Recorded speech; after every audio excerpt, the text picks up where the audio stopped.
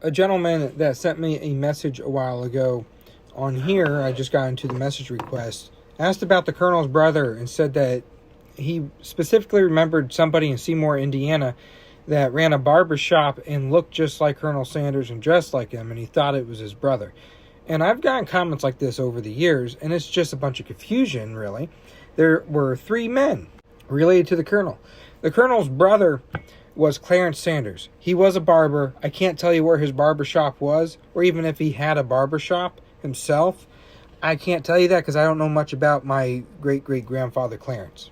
But Clarence had two sons, and the person that looked and dressed like Colonel Sanders in Seymour, Indiana would be James Wilbur Sanders, who was a Kentucky Colonel, Kentucky Fried Chicken spokesperson, and Kentucky Fried Chicken franchisee that franchised in Columbus, Indiana, but lived in Seymour, Indiana.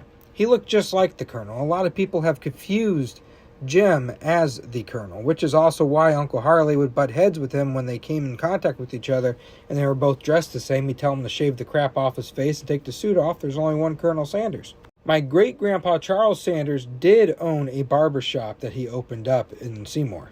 I actually think he had two barber shops, and Uncle Harley convinced him to sell one of them to go out franchising Kentucky Fried Chicken, but that didn't work out as well, so he opened another one. Here's a few newspaper clippings of his time as a barber.